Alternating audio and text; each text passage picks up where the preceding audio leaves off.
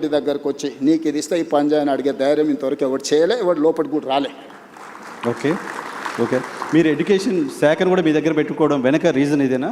నేను పర్సనల్గా దాన్ని పట్టాలు ఎక్కియాలి అనేది నా. ఇప్పుడు చాలామంది ఏం కోరుకుంటారు, రెవెన్యూ కోరుకుంటారు, ఫినాన్స్ కోరుకుంటారు, డిఫరెంట్ మినిస్టర్స్ కోరుకుంటారు కదా. ముఖ్యమంత్రి ఏ శాఖ అయినా నేను నా వద్ద పెట్టుకోవచ్చు కదా.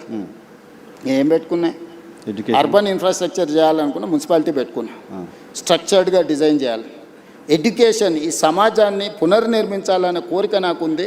దీన్ని ఎవరి దగ్గర పెట్టినా కూడా అది నేను అనుకున్న లక్ష్యం దిశగా పోతుందో పోదో అని నా దగ్గర పెట్టుకున్నా. ఈ రెండిట్లల్లా నేను రోజుకు 18 గంటలు రివ్యూలు చేస్తున్నాను. నువ్వు ఆఫీసర్లు అని అడుగు, చచ్చిపోతున్నారు ఆఫీసర్లు. సార్ మేము అంతకుముందు 3 నెలలకు ఒకసారి అట్లా కనిపిస్తే సార్ చెప్పేది 3 గంటలు వింటే మా పని హ్యాపీగా ఉండే సార్, మేము చెప్పాల్సిన అవసరమే లేదు. ఇప్పుడు నువ్వు పిలుస్తున్నావు అంటే మొత్తం తిరిగేసి చదవాల్సి వస్తుంది సార్ అని. సో ఇది డిఫరెన్స్. మీరు మాట్లాడుతుంది చూస్తే అర్థమవుతుంది. ప్రతి ప్రశ్నకి కనీసం 10 నిమిషాలు మాట్లాడుతున్నారు. నాకు టైం 1 అవరే ఉంది. సో ఇంకా చాలా క్వశ్చన్స్ అడగాల్సి ఉన్నాయి. సో మీరు 18 గంటలు రివ్యూ నిర్మిస్తాను ముందుకు వచ్చినప్పుడు నిర్మాణంలో నువ్వు కూడా భాగస్వామి కావాలి. 18 గంటలు రివ్యూ చేస్తున్నారు కాబట్టి అంత నాలెడ్జ్ ఉంటుంది డెఫినెట్గా మీకు. రైట్, చాలా క్వశ్చన్స్ ఉన్నాయి sir. Drug free Telangana okay మాట్లాడుకున్నాం. మీరు నాకు తెలిసి కాంగ్రెస్ పార్టీ అధిష్టానానికి సంబంధించిన ఒక నాయకుడిని అన్న అని పిలిచేంత చనువు నాకు తెలిసి తెలుగు రాష్ట్రాల కాంగ్రెస్ నాయకులకి ఎవరికి ఉన్నట్లేదు. రాహుల్ గాంధీని జస్ట్ మిమ్మల్ని మేమంతా జర్నలిస్ట్ చాలామంది అన్న అని పిలిచినట్టుగా మీరు రాహుల్ గాంధీని అన్న అని పిలుచుకుంటూ తిరుగుతారు. అంత క్లోజ్నెస్ ఎలా వచ్చింది రాహుల్ గాంధీకి? ఇప్పుడు గాంధీ ఫ్యామిలీకి ఈ దేశం పట్ల విశ్వాసం అక్కడ కనపడితే ఇక్కడ దండం పెట్టుకుంటూ నిలబడుతుంటారు. అట్లా వాళ్ళకు ఉంటుంది. దానికి అనుకూలంగా పనిచేసేటోళ్ళను వాళ్ళు ఫ్యామిలీ మెంబర్స్ లాగా ట్రీట్ చేస్తారు. నాకు రాహుల్ గాంధీ గారి దగ్గర కాదు, ప్రియాంక గాంధీ గారైనా, సోనియా గాంధీ గారి దగ్గర అయినా నాకు చాలా ఇంటిమసీ. అంటే నేను నా లైన్ ఎప్పుడు క్రాస్ కాను, కాకపోతే నాకు కంఫర్ట్ ఉంది. నేను ఏమనుకున్నా నేను చెప్పగలను. వాళ్ళకి ఏమనిపించినా వాళ్ళు నాకు మీకు కంఫర్ట్ ఇస్తారు. నేను ఫోన్ లేదు నీకు చూపిస్తే ఇప్పుడు ఒక టెక్స్ట్ పెట్టండి, ఇక్కడ లోకల్గా ఏదో కేసు అయిందంటే Revanth why don't you see that case అని. అంటే తెలంగాణలో జరిగే చిన్న సంఘటన కూడా రాహుల్ గాంధీ గారు ముఖ్యమంత్రి గారికి అదేదో చూడు అని అడ్వైజ్ చేసేంత మా కమ్యూనికేషన్ ఉంది. సో గాంధీ కుటుంబంలో కాంగ్రెస్ పాలిటిక్స్ గట్టిగా ఒక 1 decade కూడా కాలం మీరు కాంగ్రెస్ పార్టీలో 2017 కదా. 17 ఈ 9 yearsలో ఎలా తెలుసుకోగలిగారు? అది అదే చెప్తున్నా నర్సింగ్. నేను 2007లో టీడీపీలో జాయిన్ అయినా, 2017లో బయటకు వచ్చాను. నేను ఉన్నది 10 సంవత్సరాలే కదా. ఈ రోజుకైనా చంద్రబాబు నాయుడు గారు ఆయన దగ్గర ఉన్న సొంత నాయకుల కంటే కూడా నన్ను గౌరవిస్తాడా లేదా? వెళ్ళిపోయినాక కూడా ఎందుకు?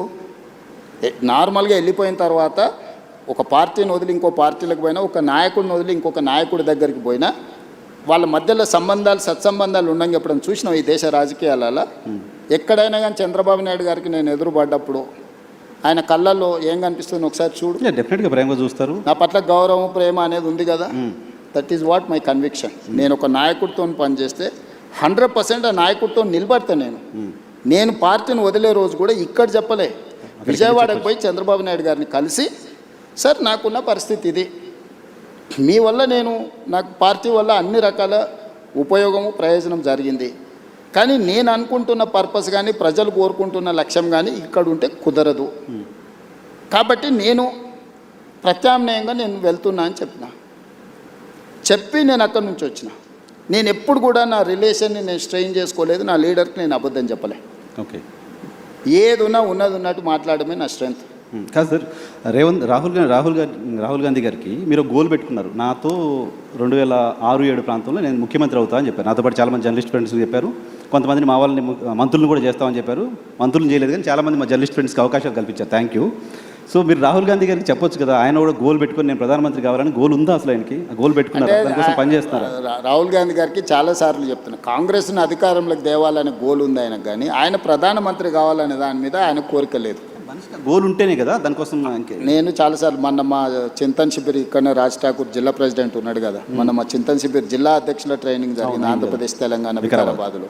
నేను లోపల ఏం మాట్లాడినో ఎవరైనా వినుంటారు, నువ్వు అడుగు అంటే నాకు ఆయనకు జరిగిన డిస్కషన్ అంటే ఒక పర్సన్ థాట్ లోపల ఉన్నప్పుడు కదా దానికోసం చెప్పించి ఒప్పించిన. మొదటిసారి రాహుల్ గాంధీ వచ్చేసారి నేను ప్రధానమంత్రి పదవికి పోటీ పడతాను, నేను బాధ్యత తీసుకుంటా అని చెప్పి మొదటిసారి రాహుల్ గాంధీ గారిని అధికారికంగా ఎస్ అని నేనే అనిపించిన. ఓకే, నేను చెప్పిన క్లియర్గా. ప్రజలు ఇప్పుడు ఇప్పుడున్న జనరేషన్, నేను ఆయనకు చెప్తా ఆయన నీకు చేస్తాడంటే ఎవరు నమ్మడం లేదు, వినడం లేదు. నువ్వేం చేస్తావో నీ కమిట్మెంట్ ఏంది, నువ్వేం చేయదలుచుకుంటావో నువ్వు డైరెక్ట్గా చెప్పమంటారు. ఇప్పుడున్న పాలిటిక్స్ను నేను స్విగ్గీతో పోలుస్తాను. ఇప్పుడు జనాలు విత్-ఇన్ మినిట్స్ డెలివరీ కావాలని కోరుకుంటున్నారు.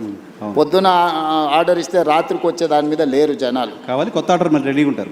సో స్విగ్గీ పాలిటిక్స్లో ఈరోజు నువ్వు ఎట్లా పర్ఫామ్ చేస్తావు అనే దాని మీదనే ఆధారపడి ఉంటుంది. సో రేపు వచ్చే ఎన్నికల్లో రాహుల్ గాంధీ ప్రధానమంత్రి అభ్యర్థి ఇండియా కూటమి నుంచి. మొదట కాంగ్రెస్ పార్టీ నిర్ణయించుకుంటుంది, ప్రకటిస్తుంది.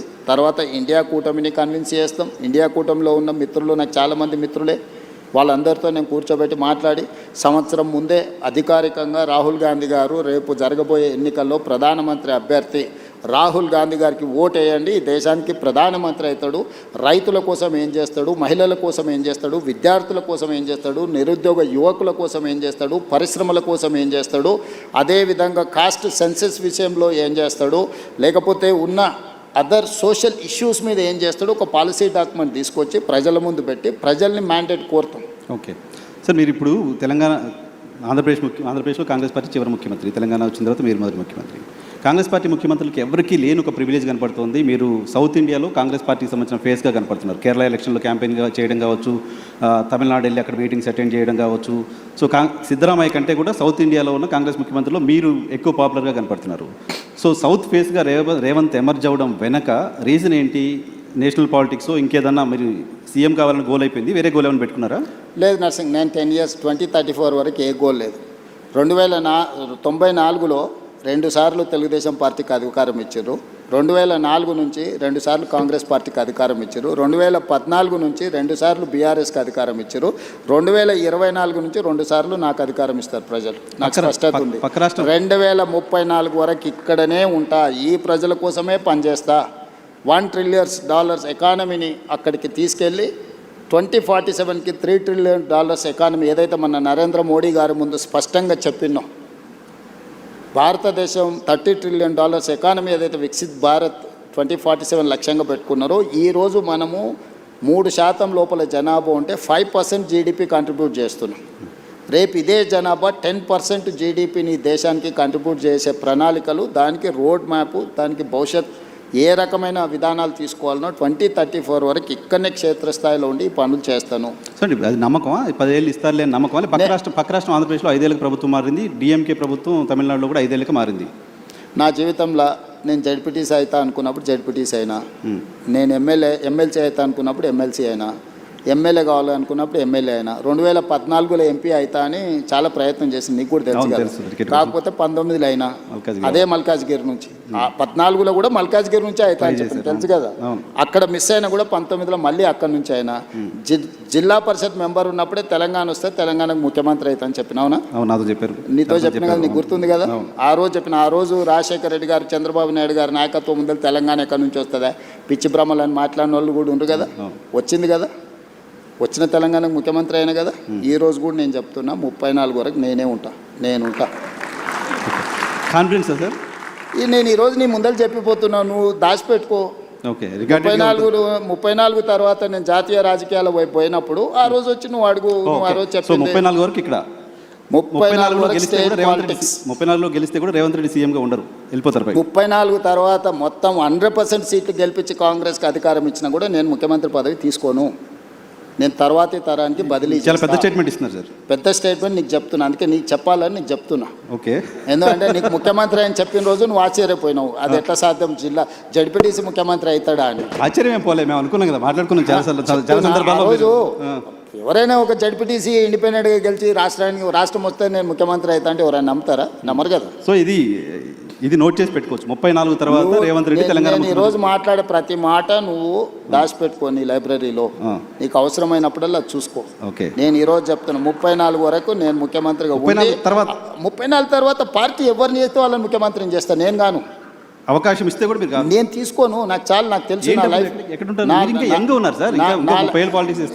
దేశం చాలా విశాలంగా ఉంది, దేశానికి కూడా సేవలు అందిస్తా.